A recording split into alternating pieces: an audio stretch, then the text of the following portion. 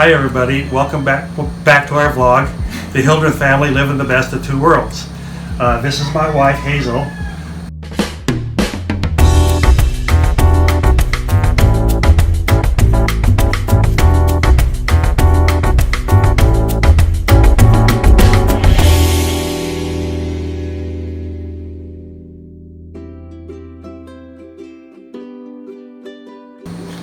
Some people ask us because of having different cultures, and they're totally different cultures. Filipinos like American, most Filipinos speak English or learn it a little bit. Even the ones that aren't educated know some English, but their culture is different, and so a lot of people ask us, how does your marriage work when your cultures are different and you're just used to different things?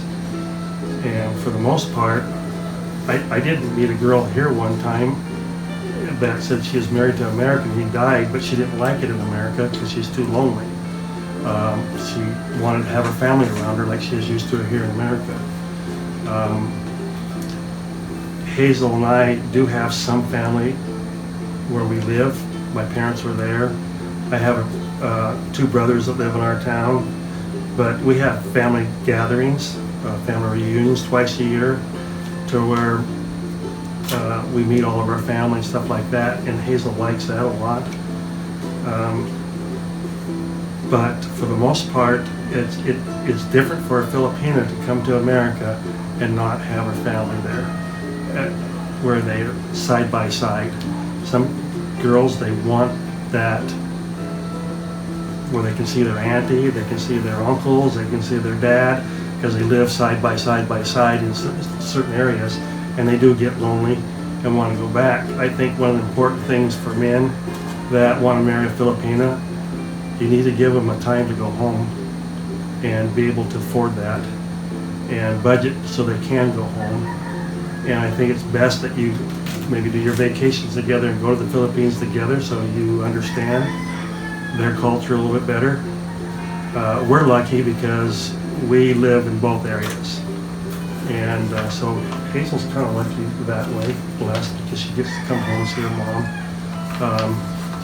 I know that my kids, when they're here in the Philippines, they get lonely for their family in America, and when they're in America, they get very lonely for their family in the Philippines. So they're ready to go home and they're ready to go back, both places. And they want to see their friends at school, because here they don't go to school, they do home study. They're tutored, and they take their math or science books from their school in America and they finish it out here. But they miss their friends at school in America. So, but when they come here, we take them to a music school 3 times a week. So they meet other kids there, they have their teachers there. So it's and then they get to perform. They get to perform their songs at the malls, right in front of big crowds, and so they have that opportunity. Church is the same for us here as it is in America. It's a little bit harder for me because they'll speak Visayan and English, and some teachers will speak only Visayan during the class, so I don't understand that. Where when she's in America, she understands English, and it's all done in English. So maybe going to church is a little bit harder for me than it is for her. But our lessons are all the same worldwide in our church. The organization's set up the same, so it's not like you have a preacher here teaching a little bit than a different preacher in America. It's all the same. And there's missionaries that go throughout the world from different countries, going to different countries. So we get to meet missionaries here, we get to meet missionaries in America, and they're all from different places. And so we see American missionaries here as well as Filipino missionaries. Sometimes we've been blessed to see Filipino missionaries or Filipino missionaries in America, along with people from different places in Asia. So church for us has made it easy for us to be married because we have the same beliefs, and we're used to doing the same thing on Sunday the same way. So Sundays are pretty much the same for us. Here, our temple, we've been blessed to have a temple here close by. So Hazel and I have been able to work in the temple, where our closest temple in America is about 150 miles away. So it takes a little bit of time and effort to get there. Where here we can work in the temple sometimes 2 times a week, but at least we work there once a week when it's open.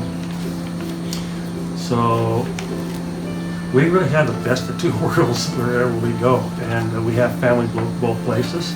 The one thing about it, when we're here, if you don't understand, I need to translate to you. And sometimes some of the words in Visaya, it's hard to translate in English because it's kinda not.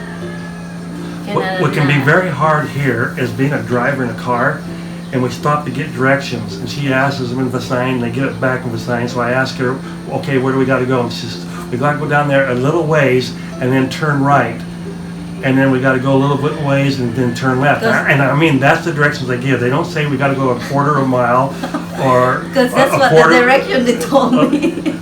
Because a lot of people in the Philippines don't drive, so they don't understand how far 1 kilometer is or half a kilometer. Where in America people drive and they can give you good directions. Here in the Philippines, it's like I'm just as lost after she gets directions as I was before. So sometimes I go, okay, now how far before we leave do we got to go down there, so that they give them a little bit more of a direction. Getting directions from people in the Philippines, even in her own language, is hard for her to understand. Because they would just say over there, and then over there, just only there, and then it's still far.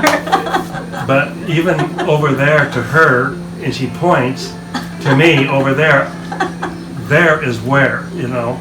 So Americans are more specific over there by that sign right there, right next to that sign, where they'll just go over there. And yeah, that's the nice thing about the American. If you ask the direction, they will really tell you exactly how to get there. But in America nowadays, though, we have GPS pretty much everywhere we go, so we don't have to stop and get directions, but they don't have that everywhere you go here in the Philippines yet. So getting directions can be very difficult. Traffic, I hate it here sometimes. When you talk about traffic, that can almost ruin it for me about living here. I've never seen people that are so happy and so slow about moving around, but when they get on the street, if they can squeeze in front of you, they'll do it real fast, and like they're in the biggest hurry in the world. So all of a sudden when they get in a car, they're crazy almost, and they're supposed to have the same traffic laws as we do in America. They all drive on the same side of the street, but if you have a 4-way street, a slow car will be in a fast lane going real slow. So it gets very frustrating to drive here, because, and then some people drive like they're the only person on the road, and you'll have 2 people going real slow side by side, and you can't get around them. So that gets really frustrating sometimes, and it's like they don't see anybody around them. And for being such a caring people, when you drive, it gets very frustrating to drive here in America. And like Hazel said, if she wants to go pick the kids up at school, she can jump in the car if they get sick or something, or if she wants to go pick them up and take them to church so they can shoot hoops at the gym there. It takes us a few minutes to get there, and it takes us just a few minutes to get to the church, and then we can go somewhere else to eat and be back home, and we can do all that as long as it takes us just to get there here in the Philippines sometimes. So if the traffic is really heavy. So a lot of times, like if we want to go out to eat, we wait for the people going home. We try to go a little later, or we'll try to go a little earlier if we want to drive. So we kind of plan to get, to avoid the most traffic hours. So then it's okay. If you get up really early in the morning, if we want to go to our property way up north, I always say we're getting up early because we travel before there's very much traffic out there. But coming home, getting home can be very difficult. And since I've been here, way more Filipinos have been doing better, and the first thing they do is go buy a car. They don't go to the house or add on to their house, they go buy a car. And then they don't even have a place to park the car. So they park the car out on the street, which causes even more traffic. So we have lots of parked cars that shouldn't be parked where they are, and then we have more cars trying to get somewhere, because when they start making money, the very first thing they want is a car, and so it's made the traffic here a lot worse. And I can't blame them for wanting to get a car, but if you come to the Philippines, if you don't like traffic, make sure you live way out away from the city. But when you get out there, you don't have the movie houses, you don't have the malls, you don't have the schools like you do here, you don't have the music school like our kids go to, you don't have the colleges, you don't have the hospital nearby. So to have the things that to me are necessary for our family, we live in Cebu City, but we do live up on the hill where there's not quite as much people. And so we're blessed with our home, and we're located here in the Philippines. We have lots of friends in our church that live down below us, and they dig into the hillside. I mean, it's a steep hill, and they'll go dig into a little place and build a little house. I mean, you call it Nipa hut, but it's a little house, and that's where they raise their family, is in a little house. So Americans are way more blessed, because our house has to be warm so that we can keep the cold out, and cool to keep the heat out. Here, they're used to the heat and they never get a winter.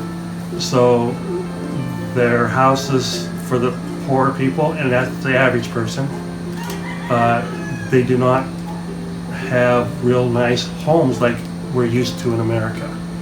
But they're used to what they live in, and they're happy with what they have. They're proud of what they have. They take good care of what they have. And when I get up and walk and exercise in the morning, and kids and wives and men that are walking back from these little tiny houses always smell good. Regardless of their situation, they clean themselves up and they always smell good. They take shower. They don't have a shower, but they will find water. They bathe themselves very good here in the Philippines. Some third world countries, you don't have as clean as people as you do here in the Philippines. They are very, very clean people as far as taking care of their bodies. And they always have their kids' uniforms cleaned up. If they only have one uniform, it will get cleaned that night before the kid wears it the next day. So the kids always look very nice. The girl's hair is always very nice. So very few places do you see people that are not able to or don't take good care of themselves here in Cebu City. And so they need to be proud of what they do with what they have. But it's different. It's very different. It's two different worlds. Thanks for watching. Please subscribe. Don't forget to hit the notification bell down below. And if you have questions, comments, suggestions, you can write it down below. And please look for our next vlog. It'll be interesting. Thank you. Bye. Bye.